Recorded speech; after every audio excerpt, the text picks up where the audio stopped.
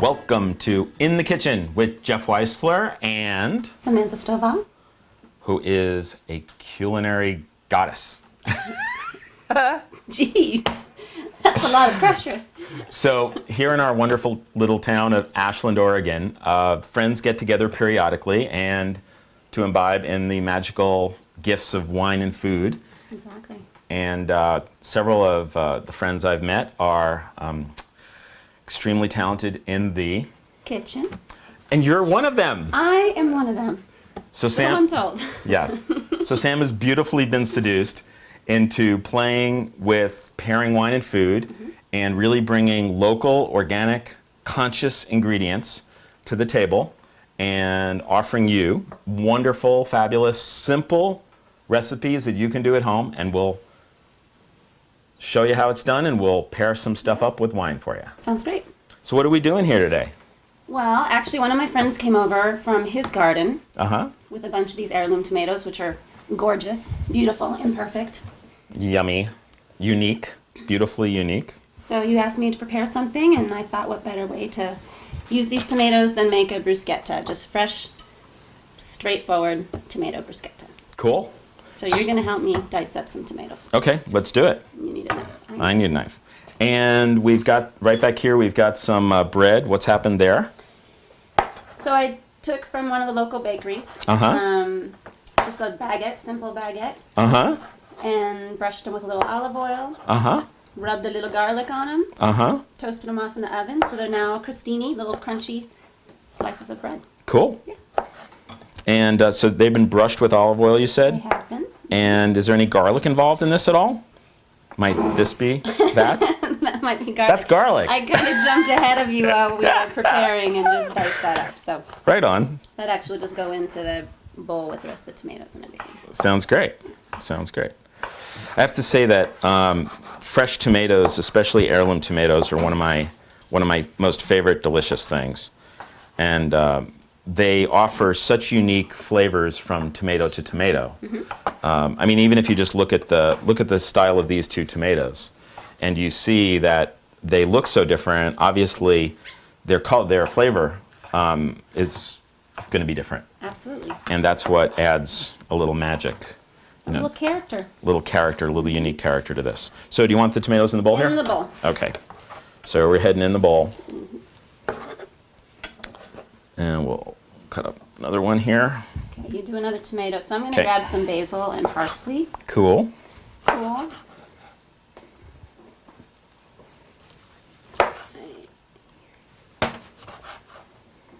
And Sam's the chef. My culinary skills are could use a little education. You're a good prep cook. Oh, thank you. I appreciate that. It's a fine quality to have. Well, I have to say, one of the things moving from New York to the West Coast, those New Yorkers, such pizza snobs. And, so one of the things I've had a friend, been blessed with a friend that taught me how to roll dough, which I never knew how to do before. And it's been great to actually learn how to make homemade pizza. So my love of tomatoes and beautiful tomatoes and the freshness of ingredients has been able to show up in making pizza, and that's been great. Would you like one more? Sure. Okay, so we'll cut up one more. That's smelling great. So the aroma of the basil gosh. is really filling the air right now. So that's, Wonderful. yeah, that's really a beautiful aroma in the room right now. Yeah. Oh, I love doing this. Just cutting. Just working with whole ingredients that have such beautiful aromatics. Just really, on one level, it really reminds me to slow down. It kind of gets me in more of a natural rhythm myself. To really just slow down and really enjoy the process.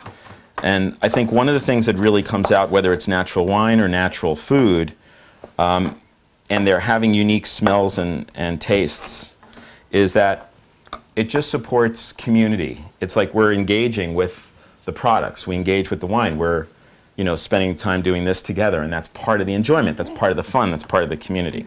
So I think the garlic. Garlic is next. Put that in there. Let's throw that in the bowl. Sure. So here we go. Some garlic. Okay. A little bit of olive oil. And I think some salt and pepper. Cool. And a spoon. And a spoon. I will grab a spoon for you. Lovely. Here's a spoon. Lovely. Excellent. Where might you have a little salt and pepper? I think I can track that down. So we've got some sea salt here. Ready for a little blast? I am. Ready? Kaboom! A little more? A little more. Great. And what's the purpose of salt in food? What does that do? Well, it brings out the natural flavors of the food. Mm-hmm. No, you tell me what it does. Well, I think it helps accentuate what's going on there. So, you know, It brightens everything up. and one of the things with salt, I think that's really important, is when we look at pairing it with wine, since salt accentuates, one of the things in natural wine, often in conscious wine, is the alcohol levels tend to be a little bit lower. Mm-hmm. So if salt accentuates, the alcohol can often get blown out. So it can make a wine where the alcohol is high seem too much. The alcohol becomes the most dominant character. So when you add salt, if the alcohol level in the wine is more imbalanced, they'll work better together. So great. And I'm just going to put a little squeeze of lemon in here. Okay. Looks good. Looks good. Actually, it looks delicious. Smells good, too. So while you're doing that, I'm going to pour us a little wine. Okay. I'm going to see how our flavors are going. Oh, my goodness. It smells fantastic right now. So that little bit of lemon, the little bit of salt and pepper just really lifted all the flavors. Took everything just up a notch. Great. Wow. That's good. Hope you can get your eyes in there as well as we can. Nose, you have to try making it at home. So the wine we're going to try a Pinot Noir with this. And the Pinot Noir is from Evening Land Vineyards in the Aola Hills in Oregon. It's Seven Springs Vineyard. And we'll see. It's got an interesting flavor. It's a mid-weight wine, and we're going to have a mid-weight dish here. So pairing wine and food, really important to match the weight. There's some good acidity in this. Tomato has really good acidity. So we'll see how the acidity in the wine pairs against the acidity in the food. And Sam continues to prepare. I'll pour a little wine and...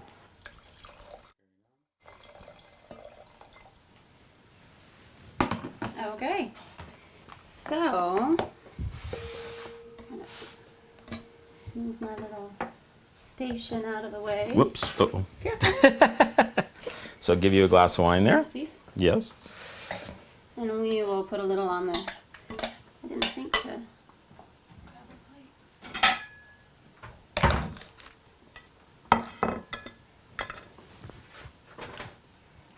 Perfect. That will be good. Great. That looks great. And this is such a simple thing to make. It's healthy, low in fat. I mean, you can live off this. Uh-huh.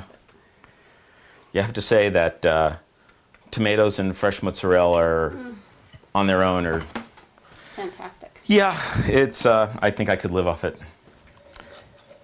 Either way, cheerio. Yeah. Salud. Salud. So first let's give the wine a taste.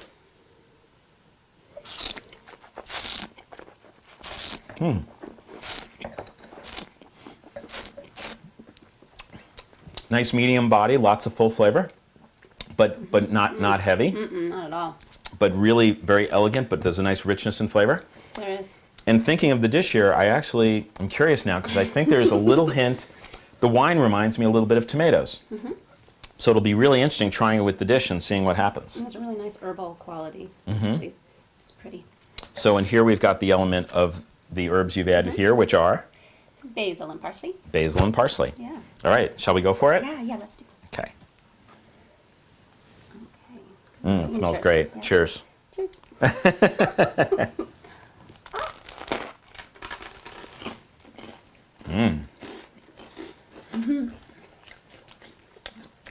Fresh, crisp, delicious, The garlic tastes refreshing, zingy. good. Zingy. Add a little bit of garlic. Yeah. That's awesome. Nice. All right, we'll take it back to the wine.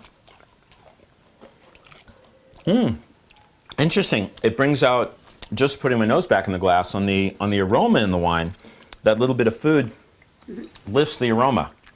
It makes the aroma come out a little bit more assertively. That's really nice together. And I think the dish then brightened up the wine. Yep. So it made the wine kind of a little cleaner, like it's standing a little taller. A little straighter. A little straighter. Made the acidity brighter. It just made it fresher. Right. So it's almost like the freshness in the dish brought out the freshness, brought out an element of freshness in the wine to the forefront. So to make this dish at home, what do you need? Simply. Very simply.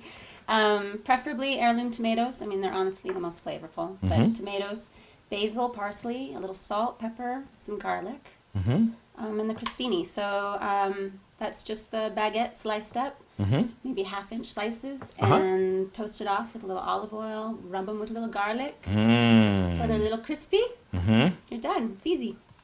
And our wine to go with this beautiful dish, Seven Springs Vineyard from Evening Land Winery in the Aola Hills.